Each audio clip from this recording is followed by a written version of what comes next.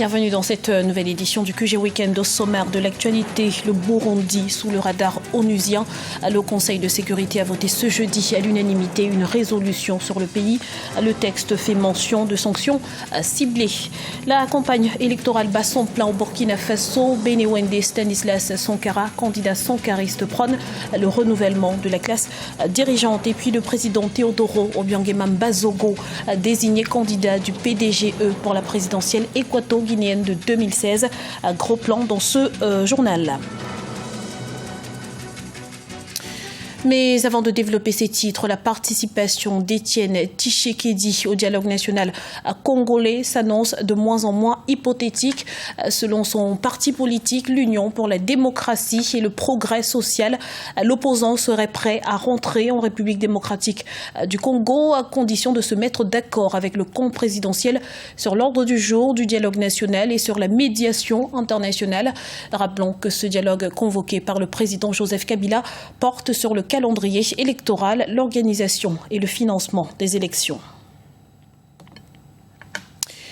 La réunion du Conseil de sécurité de ce 12 novembre n'aura duré qu'une minute. Le temps pour ses 15 membres de voter à l'unanimité une résolution sur le Burundi, une résolution qui fait écho aux dénonciations de la communauté internationale sur les violations des droits de l'homme dans le pays. Explication avec Liselsi Akizimana. L'ONU adopte une résolution sur le Burundi.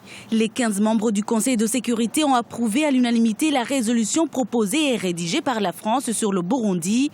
Dans le texte, la résolution exige entre autres que l'opposition et le gouvernement se rencontrent d'urgence et que les autorités burundaises acceptent une médiation régionale. D'abord, c'est une bonne résolution qui va dans le sens de ce que le gouvernement avait toujours dit, qui va dans le sens de la politique intérieure du gouvernement burundais, qui n'a jamais été contre le dialogue, qui est toujours ouvert au dialogue et qui a toujours dit que le dialogue concerne les Burundais à la fois de l'intérieur et de la diaspora, hormis ceux et celles qui sont poursuivis par la justice pour avoir trempé dans les troubles qui ont endeuillé à plusieurs reprises notre pays. La plupart de ceux qui sont considérés comme des putschistes se retrouvent au sein du CNARED, Conseil national pour le respect de l'accord d'Arusha et de l'état de droit au Burundi. Créée en juillet 2015, cette structure se présente aujourd'hui comme le seul interlocuteur face au pouvoir de Bujumbura. Le CNARED salue la résolution des Nations Unies et espère trouver une issue à la crise burundaise, mais sans le président Pierre Nkurunziza. Et ce qui est intéressant dans tout cela, c'est qu'il parle de négociation ou de dialogue dans le strict respect de l'accord de paix de réconciliation d'Arusha, ce qui veut dire aussi le respect de la constitution du Burundi. S'il reste ferme à cet aspect, c'est vraiment une très très bonne chose. Et surtout, il faudrait qu'il se donne des moyens alors pour pouvoir imposer ou convaincre le pouvoir de Bujumbura à venir négocier, parce que je ne pense pas qu'ils seront pressés. Le Burundi est plongé dans une crise sociopolitique depuis avril 2015 après l'annonce de la candidature du président Pierre Nkurunziza en troisième mandat. Sa réélection n'a pas mis fin aux protestations et plusieurs heurts s'en sont suivis entre les jeunes des quartiers contestataires et la police. Depuis avril 2015, plus de 200 personnes ont déjà perdu la vie et plus de 200 000 se sont réfugiés dans les pays voisins. Stupeur et émoi en France au lendemain des attentats qui ont frappé Paris ce 13 novembre. Au moins 128 personnes ont été tuées et 300 autres blessées dans une série d'attaques simultanées menées dans différents lieux de la capitale française. Des attentats revendiqués par le groupe État islamique. L'état d'urgence ainsi que 3 jours de deuil national ont été décrétés par le président François Hollande. Un conseil de défense a eu lieu ce samedi matin et le Parlement doit se réunir en congrès ce lundi à Versailles. Jamais 2 sont 3. À 56 ans, Benewende Stanislas Sankara entame sa 3e campagne présidentielle au Burkina Faso et entend faire mieux que les fois précédentes. Reste pour cela à réunir autour de sa candidature tous les partis et mouvements sankaristes. Reportage de Wenjam Valentin, Compaoré, notre correspondant au Burkina Faso. Benwende Stanislas Sankara ou la Renaissance burkinabé.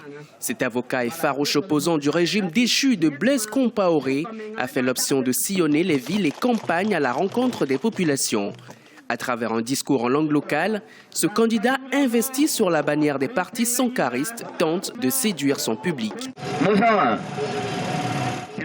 Nous devons lutter contre la faim, contre le chômage, pour plus d'écoles, pour plus de centres de santé. Paysans, éleveurs, commerçants, c'est ça qui est la vraie et véritable lutte. Nous demandons donc votre suffrage pour un vrai changement. Ancien chef de file de l'opposition politique, les crimes économiques de sang impunis lui tiennent à cœur. Se réclamant de l'idéologie de Thomas Sankara, le père de la révolution d'août 1983, il veut un Burkina juste et intègre. Ici à Guibaré, nous manquons de barrages et la seule retenue d'eau se tarit autour du mois d'avril. Ce qui fait que nos enfants, qui sont des maraîchers, ont du mal à produire pendant cette période.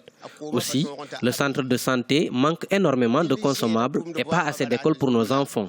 Et nous souhaitons qu'il les réalise pour nous s'il est élu.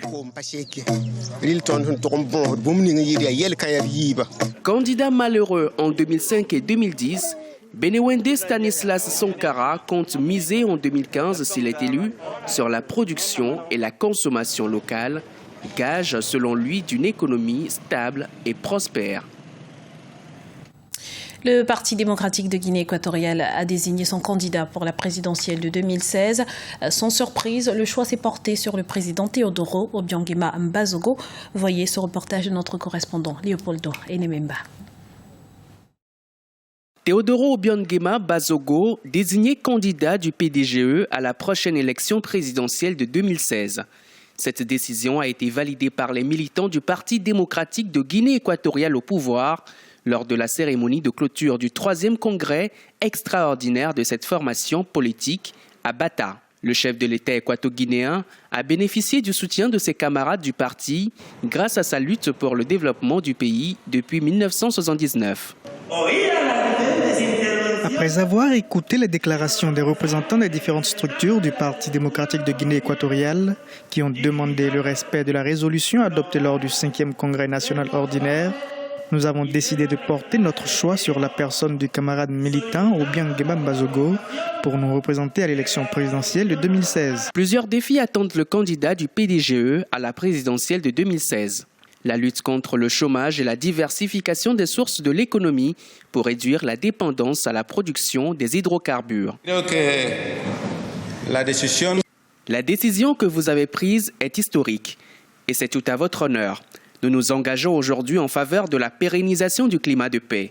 Et pour cela, nous avons besoin du soutien du peuple, pas seulement les militants du PDGE, mais tous les citoyens équato-guinéens. Au cours de la même cérémonie de clôture du 3e congrès extraordinaire du parti au pouvoir en Guinée équatoriale, le président équato-guinéen a reçu un prix du Comité interafricain chargé de lutte contre les pratiques néfastes pour les femmes et les enfants.